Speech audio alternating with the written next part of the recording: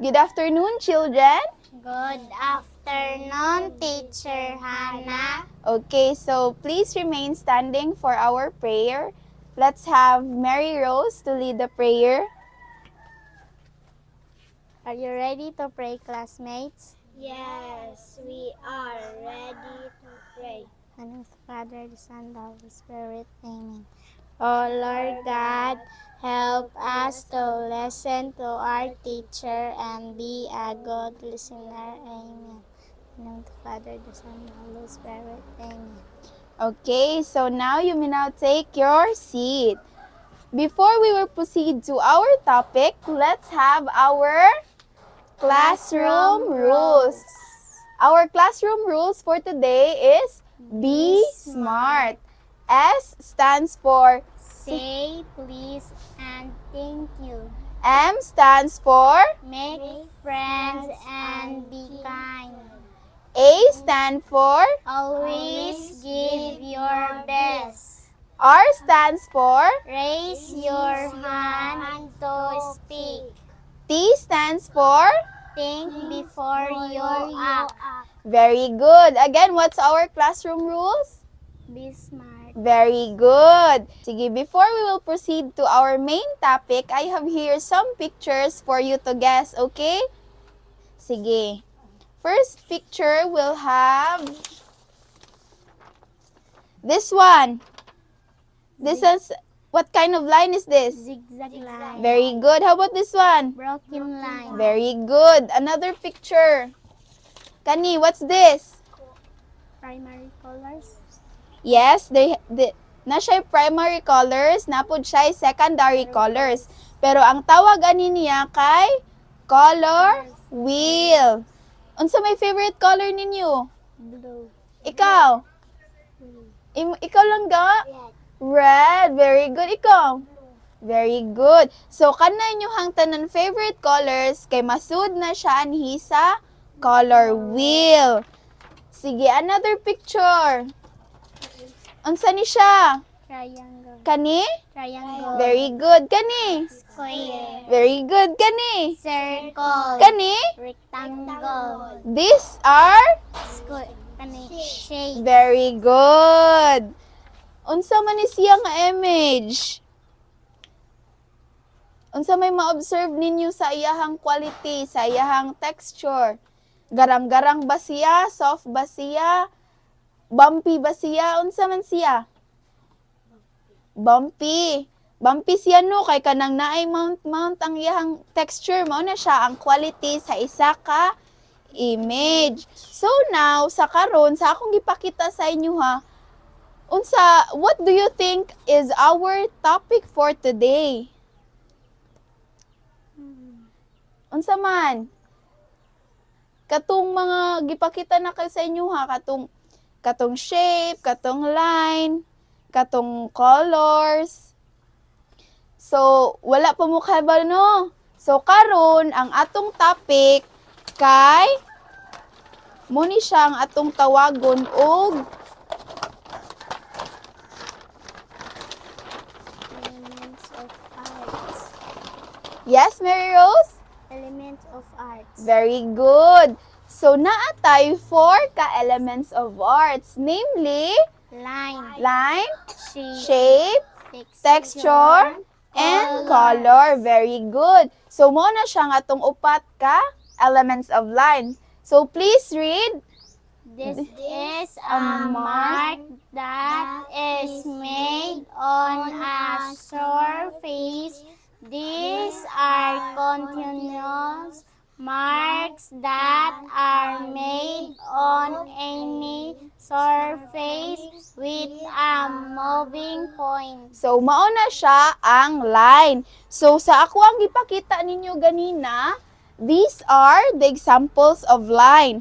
Another example sa line kay kani. Unsa man ni siya? Zigzag line. Very good. How about this one? Unsa may forma sa moon? Na siya'y curvy lines. Very good. So, next element of art. Shape. It has tall dimensions, the length and the breathe. Very good. So, sa katong ipakita na ko sa inyo ha, gani ha, mauni siya ang example sa shapes. Unsa pa may nahibawan ninyo nga shapes? Yes? Heart. Very good. Na siya'y heart, no? Unsa pa? Yes? Stars. Very good. Shape food siya. Unsa pa? Naapay? Oval. Naapay? Half circle. Very good. Mga example na siya sa shapes. So, next element of art is what we call? Texture. Very good.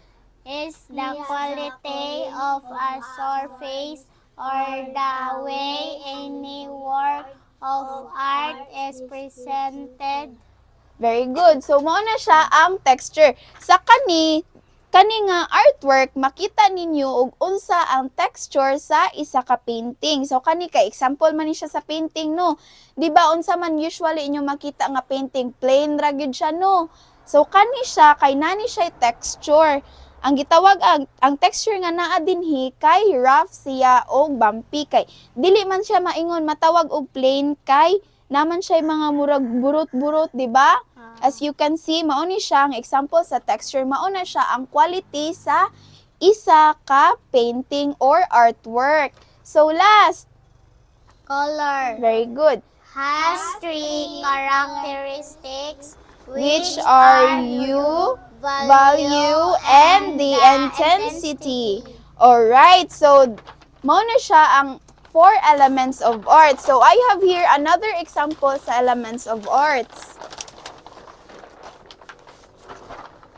So mao ni siya. These are the examples of lines. Sige, unsa ni siya nga line? Horizontal. Very good. How about this one? Vertical line. How about this one? Diagonal lines. Very good. So, mao ni siya ang another example sa lines. So, these are the other examples of shapes. Unsa ni siya? Circle. How about this one? Oval. This one? Triangle. Kani? Rhombus. Very good. How about this one? Square. Kani? Rectangle. Kani? Trapezoid. Trapezoid. This one? Pentagon. This one? Hexagon. Very good. This one? Octagon. Very good. So, these are the examples of shapes. So, another, kay mo ni siya ang example sa texture. So, naatay rough, natay soft, natay sandy, natay bumpy. Mo ni ako gingon ganina. No? Mo ni siya ang example.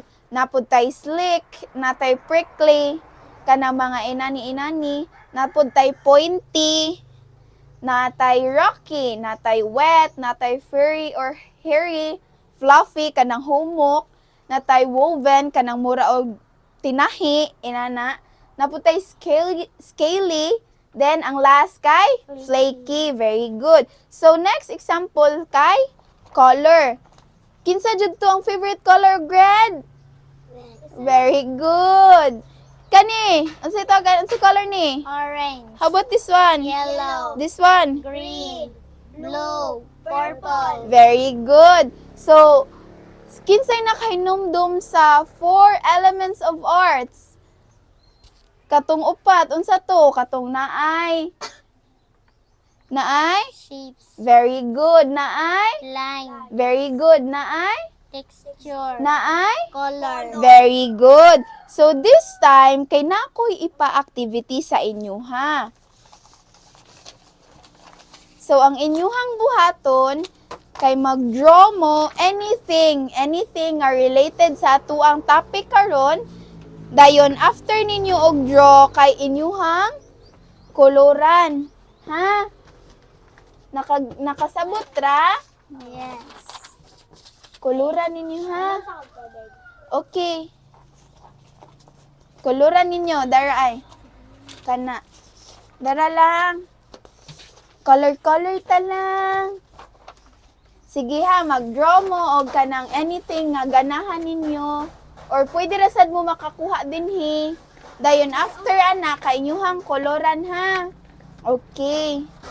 Sige na, I will give you 15 minutes to do your work, okay? Understood? Questions? Wala ray questions? Sige. 15 minutes starts now. Drawing ka lang, Ging. Unsa man imo i-draw? Draw ka og triangle? Ay, very good. Unsa man imo i-draw? Nakay circle. Ikaw lang. Unsa man imo i-draw?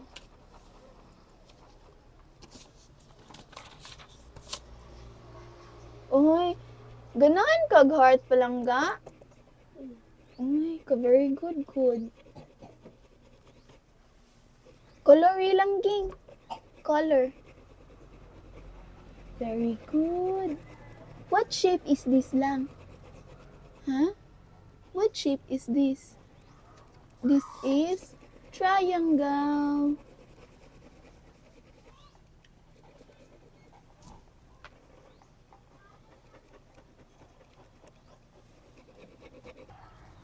Okay, so time's up na. You may now pass your work. Okay. Done na ka lang? Kani ha. So, I will check your work later. Then ako na ni ibalik sa inyo hapon later ha. Understood? So, pagkakaroon to test or assess your understanding and knowledge ani nga topic, kay na ako'y paansiran sa inyo ha. Sayon ra kayo niya nga atong buhaton. Ang atong buhaton kay sa test 1 kay naa ditoy kanang different lines dayon sa pikas nga column kay inyuhang drawingon ha. Og unsa to shape, unsay forma ato nga line.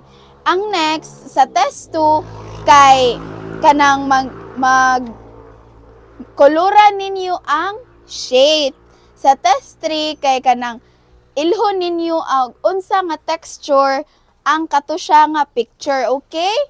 Sige, tagaan ta mo og another 10 minutes to finish your answer sheets, okay? Okay, sige.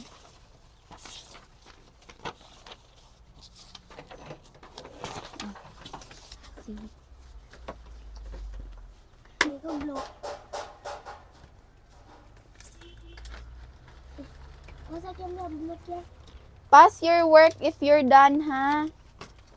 You still have 10 minutes.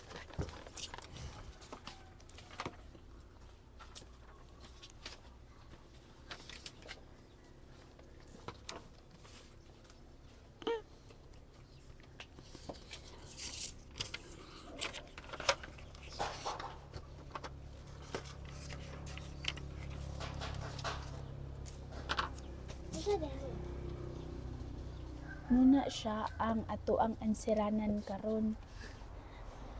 Ha? Inighuman ninyo og answer kay ipas ninyo na balik sa ko kay ako raman mo check ana, okay?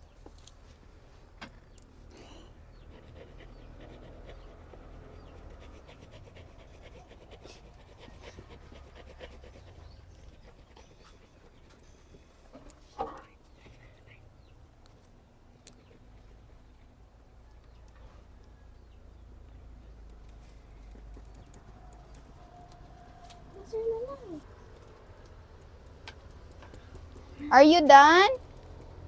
If you're done, kay pass na, okay? That's theory. Okay, are you done? Time's up na. 10 minutes na, okay? Ako na ni ibalik sa inyo after, ha? Pass your work. Sige. No, ayaw mo pag-away. Sige. Sit down na, sit down. Sit down na, sit down. Again, unsa ganito ang ato ang topic karon? Kaning elements of art. Unsa ganito ang upat ka elements of arts? Kaning line, shape, texture, color. Very good. So, any questions? Namoy pangutana? Concerns? Wala ra? Wala ra. Okay, so please stand up for our prayer.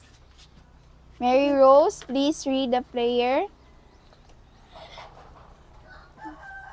Are you ready to pray, classmates? Yes, we are ready to pray. In the name of the Father, the Son, the Holy Spirit. Amen. Oh Lord God, thank you for all the things I learned today. Guide us on our way home, protect us from harm and danger. Amen. In the name of the Father, the Son, the Holy Spirit. Amen. Goodbye and thank you, students. Goodbye, Teacher Hannah. Goodbye, classmates. Thank you. God bless. Amping mo.